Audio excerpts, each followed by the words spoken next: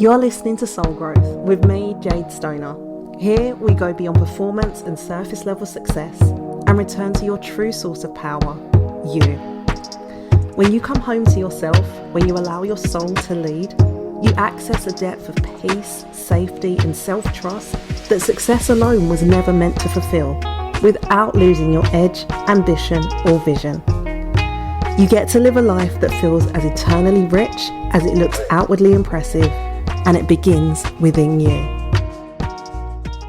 Hello and welcome back to Soul Growth. Wow, it has been way longer than I thought, anticipated or expected it would be. And it feels good to be back, even though when I returned to the show last year, it felt like the right time. I can see now that there was an element of feeling like I should come back because it had been so long. And this year has really been about me deepening into the things that I'm already aware of on some level and things that I needed to learn in order to continue on my path and my soul growth journey, and also so that I can become better at sharing and helping you deepen into your journey and embody the principles that you learn. Because knowing something on a cognitive level, like reading a book or listening to a podcast, watching a video, however you receive the information to help you change your life and achieve the things that you want to achieve in your life, that's only one thing. The real power in it is embodiment. And what I've noticed in myself this year, as I've had a lot of time to reflect, this year has very much been a soul-led year. And whilst I have implemented that to a certain degree in previous years, 2024 has definitely been about completely surrendering at a different level and really allowing my soul to lead. And what that has looked like for me this year is not returning to my podcast as early on as I'd thought or hoped or intended. It has looked like spending a lot of time being. So rather than forcing myself to doing and allowing myself to be comfortable, allowing myself to get comfortable in that being. Like many of you, I have been so heavily conditioned to be doing all of the time. And you feel like you should be doing stuff to receive a level of validation, whether that's on a conscious level or it's an unconscious level that's, driving you and you don't even realize it's there because you're like, my self-esteem is good. I don't need to be doing these things to prove myself. But subconsciously, the invisible thoughts and patterns and all of the things that are driving you, well, that's another story. And I recognize that I've been conditioned and allowed myself to run my life in a way that if I'm not doing something, then I should be doing something. It's not okay to just be. It's not okay to fully allow your soul to lead, because soul be telling you sometimes, like, just chill. And you're like, but I've got all of this work to do and the house needs cleaning and I've got this shopping list to do and I've got to do this and I've got to do that and and it all becomes so much. And soul's like, yeah, I don't give a fuck. I don't run on human time. I run on soul time. And the lessons that I'm learning this year is the faster we can allow ourselves to surrender to our soul and let it take the lead, even when it doesn't make logical sense, especially when it doesn't make logical sense. That's how you really become aligned with yourself. You start to let go of the things that you don't need, that you've been telling yourself you need, but you realize that you actually do. And to that end, sometimes in life, you won't be given the things that you think that you need, not because life's trying to punish you, but because life's showing you, look, you don't need these things. Like, you're okay and you're good. And for me this year, that's meant you don't need to be on the go all of the time. You don't need to be creating content because somewhere along the line, someone invented podcasts, someone invented social media, and Instagram told you that you need to be posting on a regular basis because that's how you stay in the algorithm's favor. And this is how you do this and this is how you do that, right? Again, that's all ego-based thinking. That's human level thinking. That's mind-based thinking. And it will get you so far. You know, when we really put our willpower into stuff, when we really put our all into something, yeah, we can get shit done. But it would only take you so far because there's a limit, there is a ceiling, there is a cap. When you learn to live with your soul at the forefront, there aren't those limits. And the shift from moving from mind into soul, that's the journey, that's the work, that's the hard thing, right? Because we do have these human needs and these human things that we need to get done. You know, we need to pay bills, we need to move our bodies, we need to eat, and we need to wash and look after our families and all of the things. But it's finding those moments where you can let go of those things because they're not relevant in that moment, and start to allow yourself to open up from a soul level and to ask yourself, what is it that I need in this moment? Not what I think I need, not what somebody is telling me that I should need, be that a partner, a family member, a friend, a co-worker, like whoever it is, like what do I need? And it's about letting go of the pulls of things outside of yourself on you. It's about not allowing people and things outside of you to be dictating to you what you should be doing and what you want to do. Because here's the thing, your soul is unique to you and only you know what your soul is telling you to do and whether it's right for you or not. And in that deepening into that ownership, in that deepening into your personal power, there are times that it's going to look weird, feel weird, be weird, because you're not moving in a way that you're used to moving, or you're not moving in a way that people are used to you moving. And it feels uncomfortable when you push back to something, right? Somebody's saying to you, I don't know, do you want to go do this thing or come do this thing? And you're like, no. Well, why not? Because I don't want to. Well, that's not an answer. Well, it doesn't need to be an answer. It's just, it is what it is, you know. And it's about not over-explaining yourself either. There's power in that, particularly as women, as females, and being taught that women should act and behave in a certain way. That's another level to it. That's another layer to it. And it's about stripping away all of that stuff and again, coming back to you. And this is where you really start to change the game of your life, when you start to see that you don't need to do things in a certain way. There are an infinite number of ways to do most things, but it's our conditioning that makes us see things in one particular way. And part of the journey of growth is about expanding your mind and expanding your thinking and looking at all of the different ways. And it's also about not trying to figure it all out by yourself, because you don't have all of the answers, right? So this is really about learning to trust the divine timing of your life. And for me this year, that showed up in a lot of ways. It's looked like me not showing up online, not showing up on my podcast. And for a long time, I did get at myself about that, because it's like, well, this is your business and this is your brand and this is what you came here to do. So therefore you should be doing these things. But when we force ourselves to show up in situations and do things that aren't fully aligned for us, that's when we find resistance. That's when we find friction, and it will take you much longer to get something done than if you just let it be, trust the timing, trust that there's a bigger message, a bigger purpose for it, and just get to it. What's interesting for me is that when I look back over the past few years, it's always around this time of year that I seem to come back to life and want to move back to my podcast. And actually, the desire for that came last month, and I sat down, I pressed record, and it just wasn't coming out. And then here we are right now. I've pressed record and it's just flowing. And I love that alignment. I love that flow. And that's where I've been guided to live my life from in lots of areas of my life this year. And it's something that I need to implement more deeply into my business. So I did tell you I'd be back. I didn't think it'd take this long to be back, but here I am, and that's the most important thing. And going back to what I was sharing earlier about soul versus human, there is no time for soul. Like, time doesn't even exist. Like, it's literally a human construct. But the human says, well, it's been this long. It's been this many months.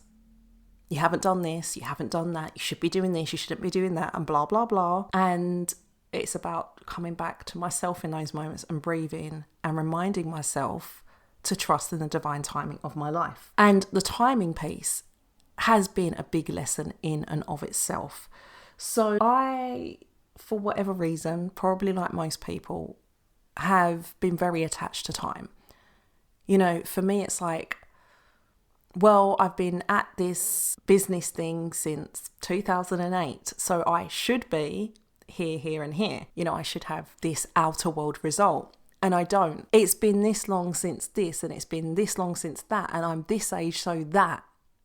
And again, it's like, who made this crap up? And the truth is, when something's meant for you, it will come to you. Whether it takes 1 year, 5 years, 10 years, 20 years, it will come. And it's about deconditioning ourselves around the attachments to the time that it's taken. And that's been a really, really big lesson for me. And something that I've had to learn to let go of. It doesn't mean that I've let it go completely, but it means that I've been doing the work. I've been catching myself when I go into those thought trains and just letting it go. So earlier this year, it was like, it's been X amount of time since you last recorded a podcast. Okay, cool. I will get back there when I'm meant to. Well, you know, you've been in business for this long and you don't have the accolade, you don't have the outer world results to show for that. Okay, cool. It means it's not meant to be right now. And it's about, who are you in those moments where you recognize that you don't have the things that you want yet, and it's been whatever amount of time that it's been. Do you give up? Do you decide that, okay, well, maybe those things aren't meant for you? Do you water down your desires, and instead of wanting it at a level 10, that you just jump in and say, okay, well, obviously a level 10's not meant for me, so maybe I should just, you know, just go for a level 4. We see this in relationships, right? Your soul knows what kind of person is meant for you, what kind of relationship is meant for you. And how do you know that? They're the thoughts that you've had about the kind of relationship that you want, the visions that you've had, the experiences that you know you want. For me, I am a lover through and through. And the world we live in at the moment doesn't really hold up much of a mirror to show that level of lover. It's quite the opposite. We have got some tragic TV shows that are based around relationships, and they're full of drama. And so this starts conditioning us, believing that maybe the relationship that you want, that love story, maybe it's just a Disney fairy tale, maybe it's not meant for you. And I've definitely fallen into that trap many times. And it's about bringing it back to my truth and recognizing that I wouldn't have the desires for the relationship that I want if it didn't exist, if it wasn't a possibility for me. And so what if it takes however many years? So what if it takes another year or 2 years? It feels like a really long time, and I hope it doesn't take that long. But if it does, then I look at, well, that's me for the rest of my life. And suddenly, all of these years of being single become a drop in the ocean. When I'm in that relationship, when I'm married to the love of my life, I'm not going to be thinking, oh, but it took 13 years, it took 15 years, it took however many years for me to get here. I'm not going to be thinking about that. I'm just going to be thinking about the beautiful man in front of me that I've prayed for, that I've said 10,000 prayers for, and here he is. And I'm going to be focused on living my life. So it's about, who do we become in the in-between time, in the waiting time? How do you use that time? Do you use it to cry and berate yourself about how it's been X amount of time and you don't yet have the things that you want, and maybe it's not meant for you, and woe is me, and oh, life's so sad? Or do you cry when you need to? Allow yourself to have those human moments, because yes, soul is important, but we are a soul in a body having a human experience. And there are times that you're going to need to cry. There are times that you're going to get angry. There are times that you're going to doubt. Not trying to suppress those feelings, allowing it to be what it is, let it pass. Let the cycle complete, and then keep it moving and get back to focusing on who the fuck you are, what you came here for, and remembering that you are a powerful soul and you have an entire fucking spirit team behind you. Ancestors, angels, higher self, gods, goddesses. You know, these are all make up part of your spirit team, and they walk in front of you, beside you, behind you, and they are rooting for you to win. Often it's our human minds and our thoughts and our conditioning that trips us up and keeps us stuck. And the work is to overcome that, whilst also trusting that everything's exactly as it's meant to be, and what is meant for you will come in the right time.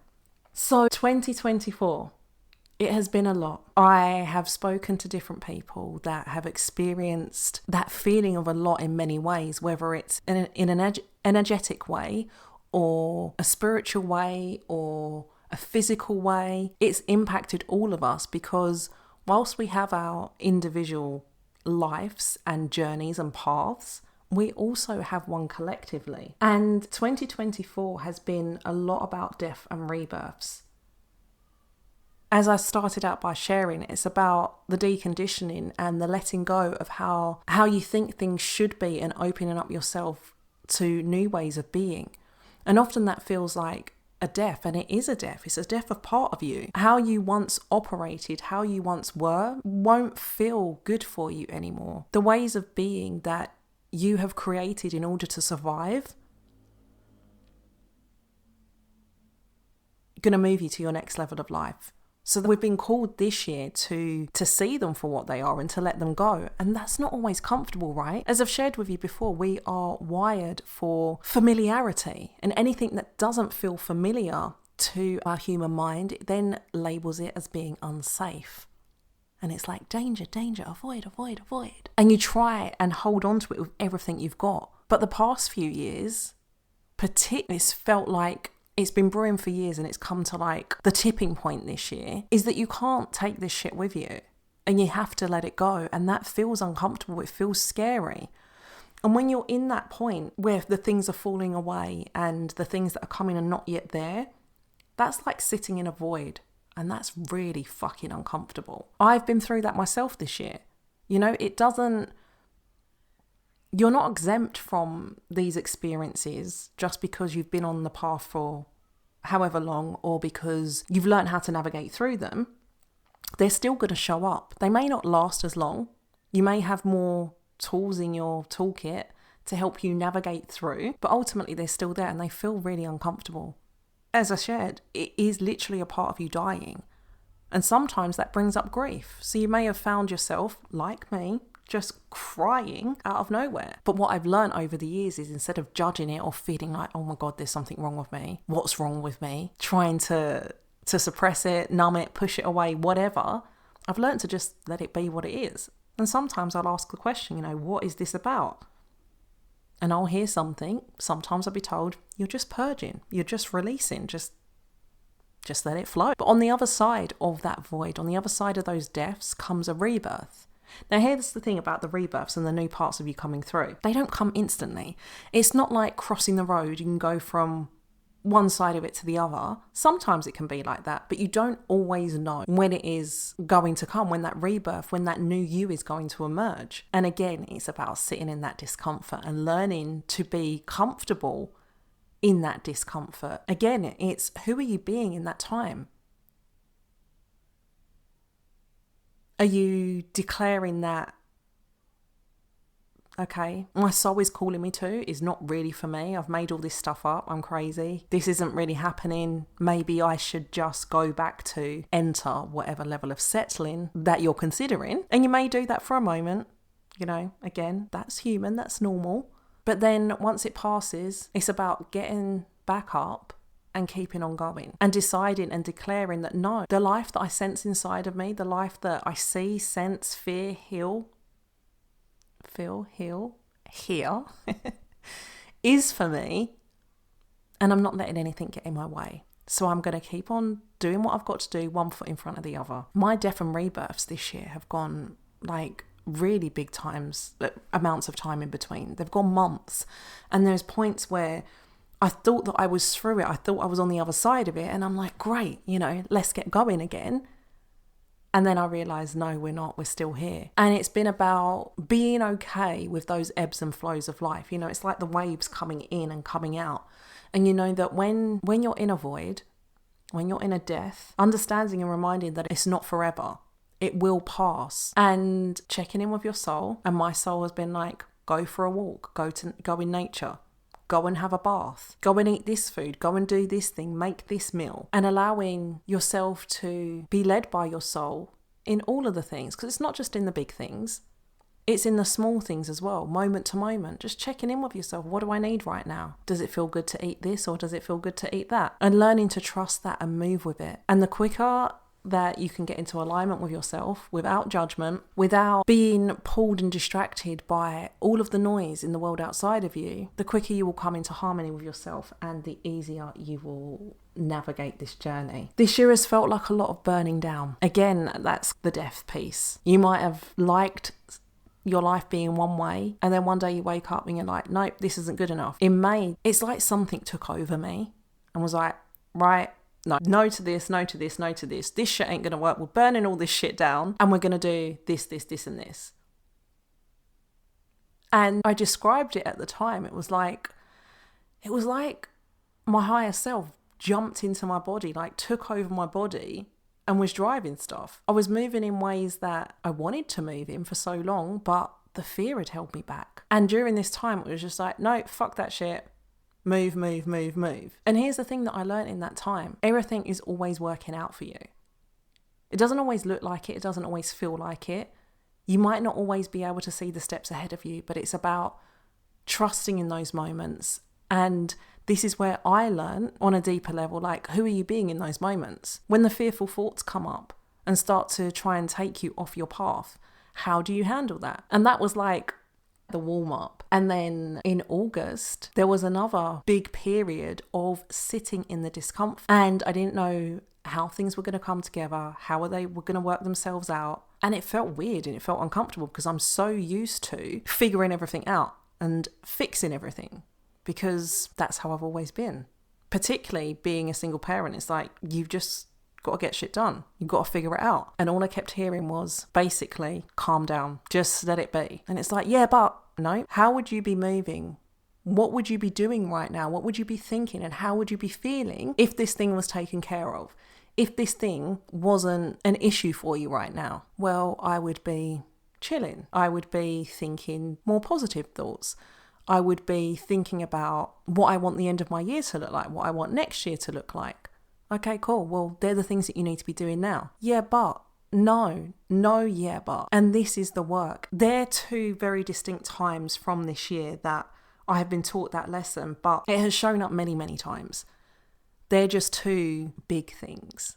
Or May was not a big thing, but it's something that sticks out to me. And then later on in the year, that was something uncomfortable and something that had been a recurring pattern for me, but had really taken me out in the past. So this year was about taking back my power and understanding the deeper lessons in it all. Because there's always a deeper lesson in stuff. Thank you for tuning in. If you're still here with me, thank you for listening.